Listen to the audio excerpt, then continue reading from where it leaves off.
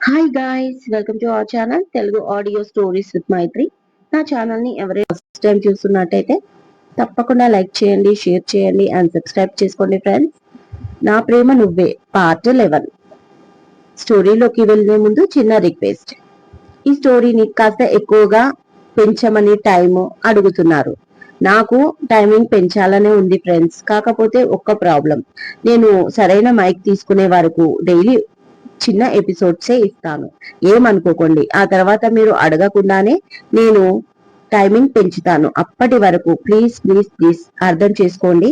నా ప్రాబ్లం ని మీరు అర్థం చేసుకుని ఆదరిస్తారని నమ్ముతూ ఇక లేట్ చేయకుండా స్టోరీలోకి వెళ్ళిపోదాం.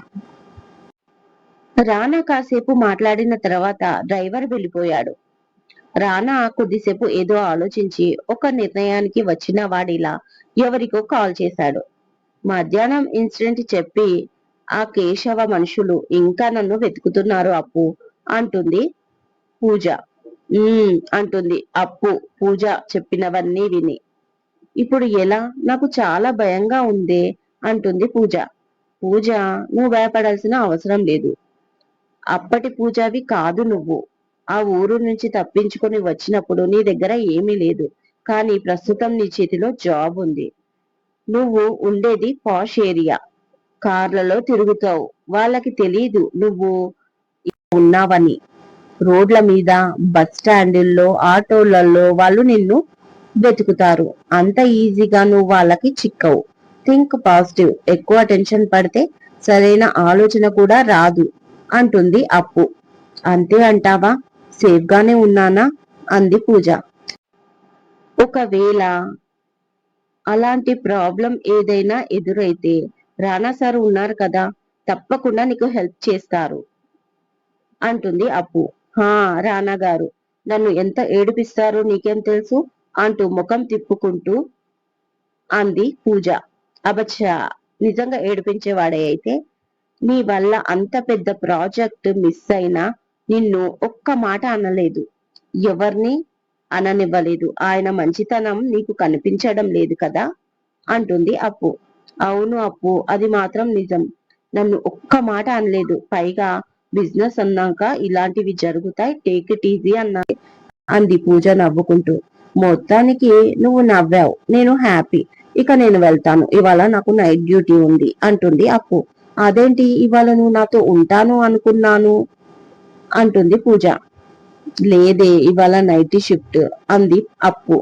తను ఒక సాఫ్ట్వేర్ కంపెనీలో జాబ్ చేస్తుంది. ఓకే అంటుంది పూజ ఫేస్ మార్చుకొని. అబ్బా, నాకు వీలైతే ఉండనా? అలా ఫేస్ పెట్టుకోకు. వస్తాను, బాయ్ అంటుంది అప్పు. ఓకే బాయ్ లైట్ గా స్మైల్ చేస్తూ అంది పూజ. నవ్వుతూ వెళ్ళిపోతుంది అప్పు. నేను భయపడిందే జరిగింది అంటుంది హాల్లోకి వచ్చిన జయ. కొడుకు ధర్మతో సీరియస్ గా మాట్లాడుతున్న విద్యాదేవి విని దేని గురించి అని అడుగుతుంది కోడలు జయలక్ష్మిని. నేను చెప్తే వినలేదు. ఇప్పుడు చూడు, నా కూతురు లైఫ్ పాడైపోతుంది అంటుంది బాధగా జయలక్ష్మి. ఏమైంది జయ? ఎందుకు అంత కోపంగా ఉన్నావు అడుగుతాడు ధర్మ. విషయమేంటో చెప్పకుండా ఇలా బాధపడితే ఎలా జయ అడుగుతుంది విద్యాదేవి. అల్లుడు విక్రాంత్ గురించి అంది జయ. ఇప్పుడు ఏమైంది జయ? అల్లుడు హైదరాబాద్ వచ్చాడు. సింధుని కూడా నేను రప్పిస్తున్నాను. ఆ మొండిది నా మాట వినట్లేదు. కానీ తప్పకుండా వస్తుంది అంటాడు ధర్మ. అది కాదండి నేను చెప్పేది. మొన్న విక్రాంత్ బాబుకి ఒక మ్యాచ్ చూశారంట. అది కూడా వాళ్ళ ఇంటికి అమ్మాయిని పిలిపించుకుని. పెద్దమ్మ గారి ఒంట్లో బాలేదు కదా అంది జయ. నీకెలా తెలుసు? మధ్యలోనే అందుకుంది విద్యాదేవి కొంచెం ఆశ్చర్యంగా. వాళ్ళు మా బాబాయ్ కూతురి వాళ్ళకి దూరపు బంధువులని ఇందాకే మా చెల్లెలు ఫోన్ చేసి చెప్పింది. ఈ విషయం మీకు తెలుసా అడిగింది జయ. షాక్ అయిపోతాడు ధర్మ. తెలీదు జయ అని. ఏంటమ్మా ఇది అంటూ విద్యాదేవి వంక చూస్తాడు ధర్మ. తర్వాత ఏమైందో చెప్పిందా అడుగుతుంది విద్యాదేవి. రెండు వైపులా అవును అనుకొని అన్ని విషయాలు మాట్లాడుకునేసరికి ఇంట్లోకి ఒక అమ్మాయి వచ్చిందంట. వస్తూనే మీ అబ్బాయిని పిలవండి అంటూ గొడవ చేసిందంట. విష్ణన్నయ్య వాళ్ళు ఆ అమ్మాయిని ఎవరో ఎందుకు గొడవ చేస్తుంది అని విక్రాంత్ బాబుని అడిగితే ఆ అమ్మాయిని నేను ప్రేమిస్తున్నాను అని చెప్పాడంట. దాంతో ఆ సంబంధం కోసం వచ్చిన వాళ్ళు వెళ్ళిపోయారంట. ఇది చెప్పి మా చెల్లి. ఇప్పుడేం చేద్దాం మీరే చెప్పండి అడిగింది జయ కోపంగా. లేదు, ఇది అబద్ధం. నా మనవడు ఎవ్వరిని అంత తేలిగ్గా ప్రేమించడు. ఏదో జరుగుతుంది. అది నేను కనిపెడతా. మీరు కంగారు పడి నన్ను కంగారు పెట్టకండి అంది స్థిరంగా విద్యాదేవి. ఎంతైనా చిన్నప్పటి నుంచి మనవడి మనస్తత్వం తెలిసిన మనిషి కదా. అది ఆమె కాన్ఫిడెన్స్. అంతే అంటావా అమ్మా? అయితే నేను సింధుని హైదరాబాద్ రప్పించే ప్రయత్నం చేస్తాను అంటాడు ధర్మ. సరే, కానీ ఇప్పుడే రానా గర్ల్ ఫ్రెండ్ గురించి సింధుకు ఏమీ చెప్పకండి. ఇంకా తనకి పంతం పెరుగుతుంది. హైదరాబాద్ దాకా చిన్నగా విషయం చెప్దాం. అప్పుడు రానాని ఒక్క క్షణం కూడా వదలదు అంటుంది విద్యాదేవి. సరే అమ్మా, నేను సింధు హైదరాబాద్ రావడానికి ఏర్పాట్లు చేస్తాను అంటూ వెళ్ళిపోతాడు ధర్మ. ఈవిడ ఇన్వాల్వ్ కాకపోతే నా కూతురి పెళ్లి ఎప్పుడో అయిపోయేది అని తిట్టుకుంటూ రూమ్ లోకి వెళ్ళిపోతుంది జయ. పూజ వెళ్లిన కాసేపటికి రానా వస్తాడు ఆఫీస్కి. ఆ రోజు షెడ్యూల్ చెప్పగానే కొన్ని క్యాన్సిల్ చేసి ఆఫ్టర్నూన్ ఇంటికి వెళ్ళాలి అంటాడు. ఓకే సార్ అని కొన్ని క్యాన్సిల్ చేస్తుంది పూజ. తననే చూస్తూ ఉంటాడు రానా. ఎక్కువ వర్క్ లేకపోవడంతో పూజ అది గమనించకుండా తన వర్క్ చేసుకుంటూ ఉంటుంది. కాసేపటికి తనని ఎవరో చూస్తున్నట్లుగా అనిపించి తలెత్తి చూస్తుంది. ఇద్దరి కళ్ళు కలుసుకుంటాయి. కొంచెం ఇబ్బందిగా కదులుతూ చున్నీని సెట్ చేసుకుని మళ్ళీ వర్క్ చేసుకుంటుంది. ఒక 5 నిమిషాల తర్వాత మళ్ళీ చూస్తే రానా తననే చూస్తూ ఉంటాడు. ఇక లాభం లేదు అనుకుని మెల్లిగా రానా దగ్గరికి వెళ్ళి వాట్ యువర్ ప్రాబ్లం సార్ అని అడుగుతుంది పూజ. నైట్ నిద్ర పట్టట్లేదు. ఎక్కువసేపు జిమ్ చేస్తే బాడీ పెయిన్ గా ఉంటుంది. ఈ మధ్య బెండకాయ ఫ్రై కూడా తినాలనిపించట్లేదు అంటాడు రానా. నాకెందుకు చెప్తున్నారు ఇవన్నీ? స్ట్రేంజ్ చూస్తూ అడుగుతుంది పూజ. నువ్వే కదా నా ప్రాబ్లమ్స్ ఏంటి అని అడిగావు, అందుకే చెప్తున్నాను అన్నాడు రానా అసహనంగా. నేను అనేది అది కాదు, నన్ను ఎందుకు చూస్తున్నారు అని అంది. నా ఇష్టం, నా ఆఫీస్, నా పర్సనల్ సెక్రటరీ, నేను చూస్తాను. ఫస్టే చెప్పాను కదా పూజ, నీ జాబ్ ఏంటో మళ్ళీ మళ్ళీ నాతో చెప్పించాలని చూస్తా అంటూ వచ్చి తన ముందు నించున్నాడు రానా. ఇలా లేడీస్ ని తినేలా చూడ్డం తప్పు సార్ అంటుంది కోపంగా పూజ. చా, తప్పు అనేది చూడ్డానికి చెయ్యడానికి చాలా తేడా ఉంది. అది నీ కోడి బ్రెయిన్ కి అర్థం కాదు. పద అంటాడు రానా. ఎక్కడికి సార్? వర్క్ ఏమీ లేదు కదా. ఎక్కడికైనా మీటింగ్ కా అని అడిగింది. ఇంటికి వెళ్ళాలి అన్నాను కదా. ఓకే సార్, ఫైన్, మీరు వెళ్ళండి అంటుంది పూజ. మరి నీ పర్మిషన్ కోసమే ఆగాను నేను. నేనంటున్నది నువ్వు నాతో రా అని అని అంటాడు. నేనెందుకు? నేను రాను అంటుంది పూజ. గ్రాని నిన్ను తీసుకురమ్మంది అన్నాడు. ఎందుకు? అయోమయంగా అడిగింది. రియలీ ఐ డోంట్ నో అన్నాడు రానా. నేను రాను. అక్కడికి వచ్చి అన్ని అబద్ధాలు చెప్పలేను అంటుంది పూజ. నువ్వు వస్తావా అని నేను నిన్ను పర్మిషన్ అడగలేదు.